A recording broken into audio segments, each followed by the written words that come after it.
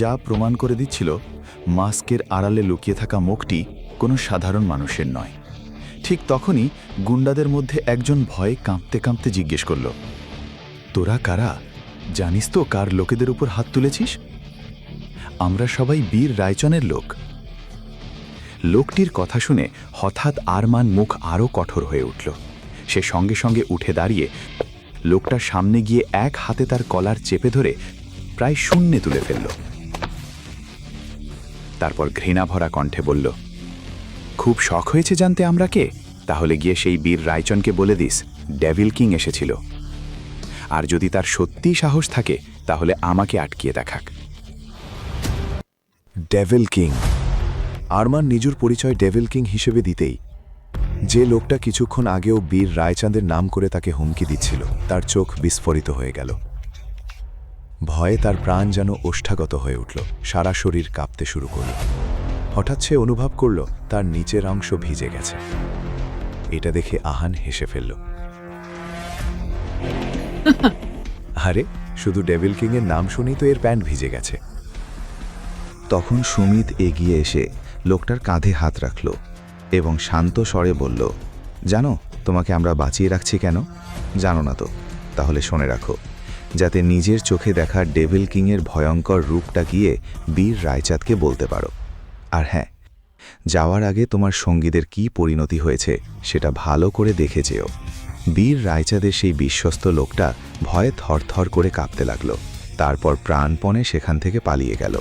আরমান কঠোর স্বরে বলল, সব মেয়েদের নিরাপদে তাদের বাড়ি পৌঁছে দাও। এতটুকু বলেই সে বাইরে বেরিয়ে গাড়িতে উঠে সেখান থেকে চলে গেল। আরমান চলে যাওয়ার পর বাকি চারজন সেখানেই থেকে গেল এবং উদ্ধার করা মেয়েদের নিরাপদে পাঠানোর প্রস্তুতি নিতে লাগল। কাজ করার সময় তাদের মুখে কোনো রকম আবেগের ছাপ ছিল না।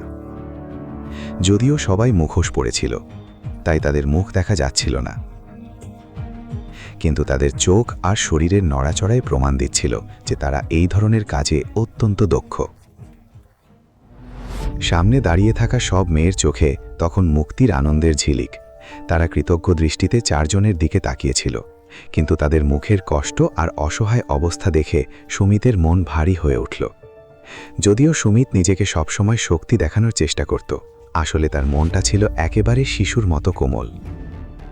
ওকে দেখে আকাশ চিন্তিত গলায় বলল, আমরা যদি এদের এখান থেকে পাঠাতে বেশি দেরি করি তাহলে এমন না হয় যে সুমিত এখানেই কেঁদে ফেলে। আহান, যে এতক্ষণ একটু দূরে দাঁড়িয়ে ফোনে কারোর সঙ্গে কথা বলছিল, কাছে এসে বলল, আমি কাভিয়াকে সব জানিয়ে দিয়েছি। সব মেয়েকেই ওর কাছেই পাঠানো হবে, তারপর ওই প্রত্যেককে তাদের বাড়ি পৌঁছে দেবে।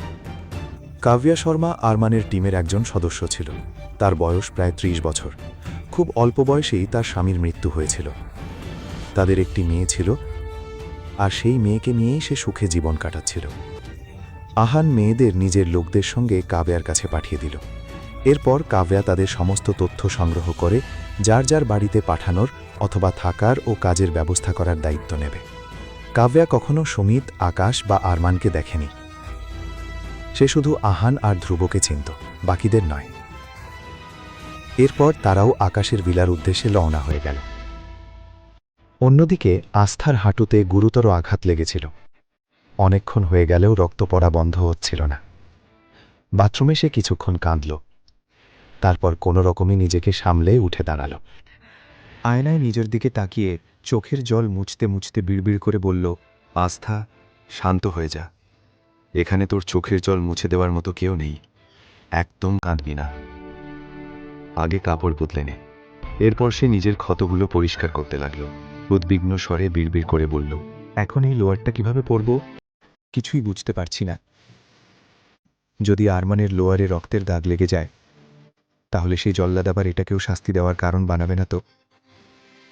এইসব চিন্তা মাথায় ঘুরছিল, কিন্তু আপাতত তার সামনে আর কোনো উপায়ও ছিল না। তাই বাধ্য হয়ে সে লোয়ারটা পরে নিল। তারপর বিড়বিড় করে বলল, যা হওয়ার হবে। কিছুক্ষণ পর পোশাক বদলে আস্থা বাইরে বেরিয়ে এলো। সে পুরো ঘরটা দেখল, কিন্তু আরমান কোথাও নেই। এটা দেখে সে স্বস্তির নিঃশ্বাস ফেলল।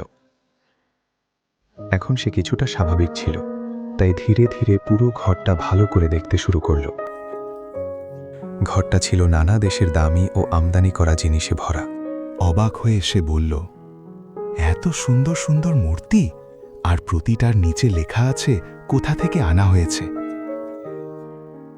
Japan, Italy, America. ওয়াও! আস্থা মুগ্ধ হয়ে একটার পর একটা জিনিস দেখছিল। যদিও সে এর আগেও এই ঘরে এসেছিল, কিন্তু তখন এত কিছু লক্ষ্য করার মতো অবস্থায় ছিল না। তারপর সে একটি ফার্স্ট এড বক্স খুঁজে বের করল।